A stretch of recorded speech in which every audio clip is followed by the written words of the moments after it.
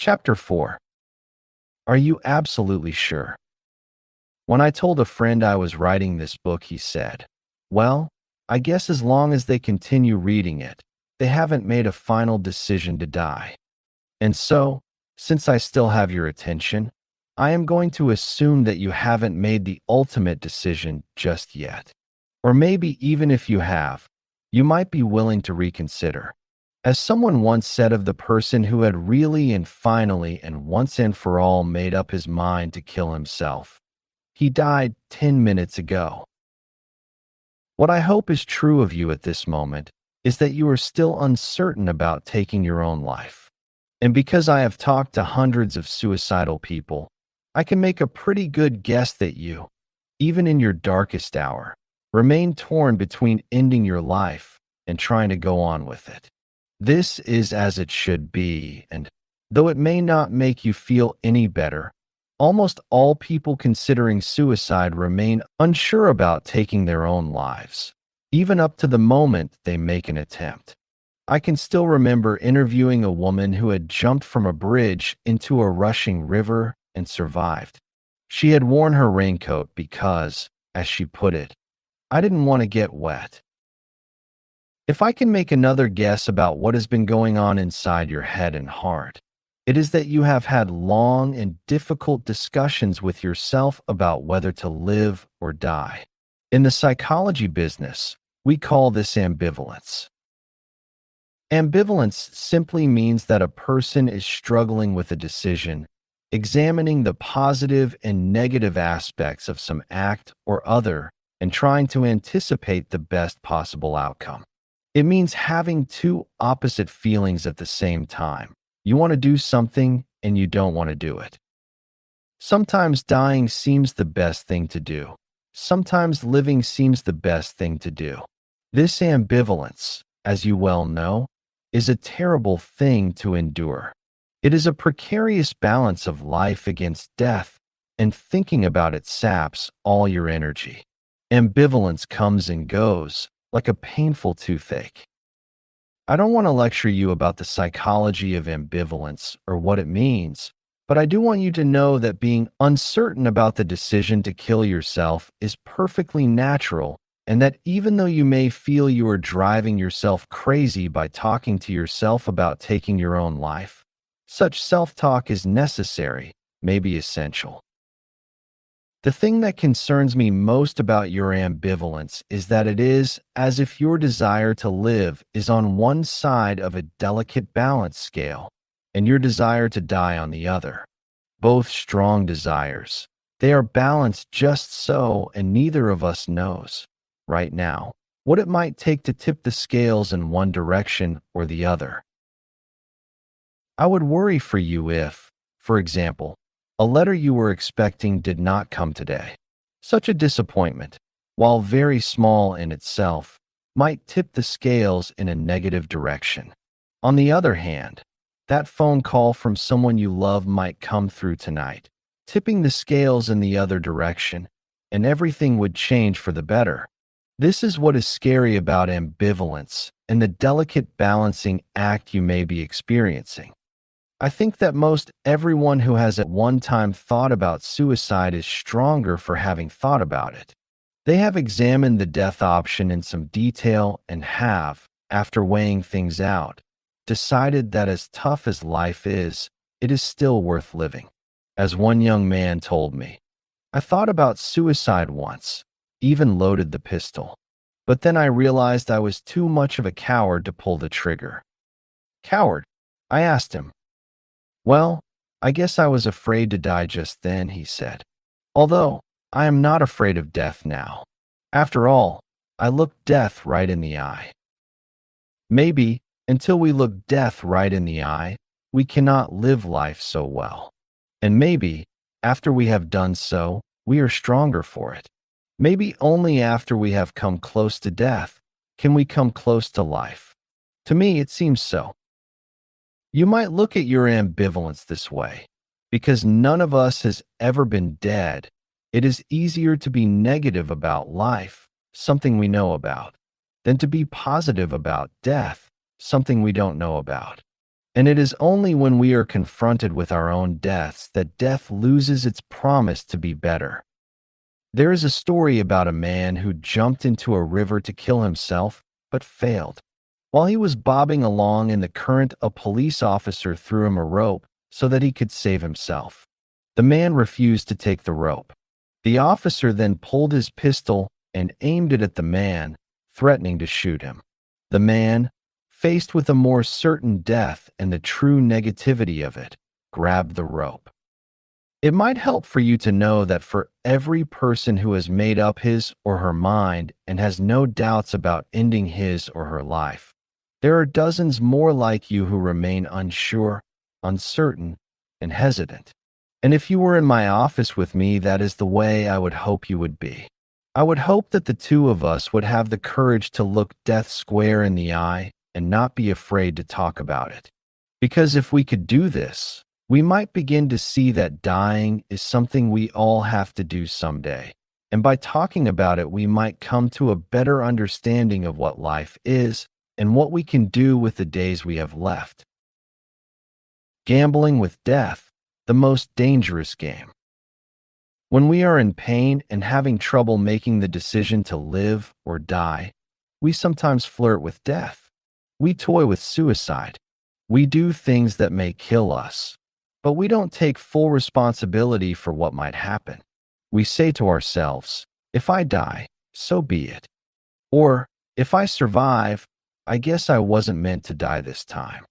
This is like tossing a fatal coin. Heads I live, tails I die.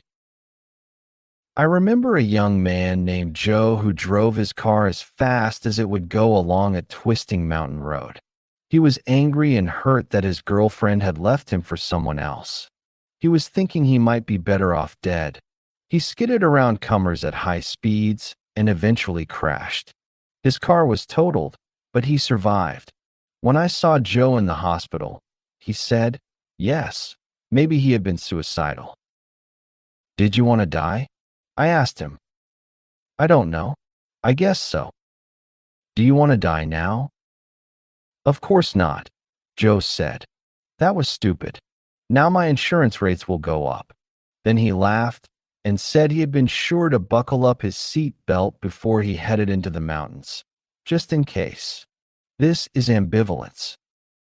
Even though I have said you do not have to be crazy to think about suicide, to my way of thinking, this sort of gambling with death is crazy. It is like the person who loads a revolver with one bullet, spins the cylinder, points the muzzle to his head, and pulls the trigger. It is like saying, I don't know if I really want to die, but I'll give death a chance. Or there is the person who takes a handful of sleeping pills, not knowing if there are enough pills to do the job. She may wake up or she may not. She will turn the matter over to fate. To me at least, these are terrible gambles, and even though I know how someone may despair of living, to give one's only life over to chance may be the worst solution of all. I will talk more about what can happen if you fail in a suicide attempt in a later chapter. Being unsure about wanting to die is okay and normal for people in a suicidal crisis, and I don't want you to think for 1 minute that this uncertainty is anything that will go quietly away in a day or two. But it does go away. Most people in these desperate hours of ambivalence feel as though time has stopped or is barely moving. It is as if the rest of the world is going off at a normal clip. But for you, time has ground to a halt.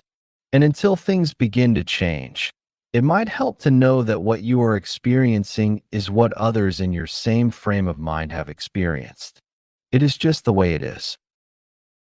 There is one other thing of which I want you to be aware: suicidal logic. When you are in that trapped feeling of nowhere to go and stuck with the ambivalence of living or dying, you may think you are thinking clearly. Chances are you are not. Chances are you are depressed, and depressed people sometimes do not think so clearly or so well. I have written more about depression in a later chapter. Consider this thought: either my life improves or I must kill myself.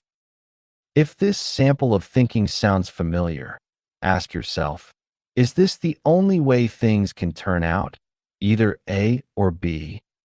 If your answer is yes, then you are stuck in a kind of one-way logic, and a dangerous one at that.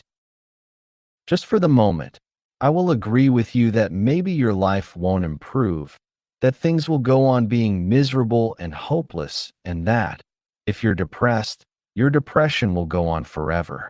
Option A, your life getting better, is out. Question: do you really have to take option B and kill yourself? Answer: well, not necessarily. There is always option C. With option C, you could, for example, just go on being depressed and miserable. People do it all the time. What is illogical about suicidal thinking is that you have given yourself only two ways to go with your problems: up or down, life or death. Maybe you hadn't thought of option C, just to go on being miserable. Remember, the only person who says that if life does not improve, I have to kill myself, is you. Here is another dangerous piece of suicidal logic. We call it circular logic. This in the head conversation goes like this: I'm going to kill myself. Why? Because my problems can't be solved. How do you know your problems can't be solved? Are you nuts? If my problems could be solved, do you think I'd be on the verge of killing myself? This kind of logic is like having one shoe nailed to the floor and running at top speed. The faster you go, the dizzier you get. It never occurs to you to sit down, untie your shoes, step out of them, and walk off barefoot in some new direction. Sometimes it takes talking to someone besides yourself to break out of circular logic, someone who is on the outside looking in. I know that such examples of suicidal logic will not do you much good, and that, of all the things that might improve your situation or mood, the least helpful thing I could say would be something like, cheer up. You have everything to live for. So I won't say that. But I want you to know that if you let some average person know you are thinking about killing yourself, this cheer up message is pretty much what you can expect them to say to you. This is their logical argument to try to counter your logical argument. Their argument is just as simple-minded as yours. Unfortunately, when you are despairing of living another day, either kind of logic isn't much worth a damn. There is the old joke where someone is trying to cheer up a depressed person and says, cheer up, things could be worse. The depressed person cheered up and, sure enough, things got worse. So I won't kid you that it is an easy thing to think your way out of a suicidal crisis and quickly end the ambivalence that haunts you. After all, you may have finally arrived at the point where you've begun to think seriously about suicide after a long and losing battle, a battle I can never know about. Disappointments can mount up, and maybe you have been nickel and dime to death. Or maybe you have lost greatly and just can't imagine doing without what you have lost. Either way, once the suicidal crisis starts, it isn't like I, or anyone else, can say, bingo, your crisis is over. On the other hand, I want you to know that no crisis lasts forever and that being unsure about dying is okay and normal until things begin to change. And if you don't kill yourself first, things will change, sometimes even for the better.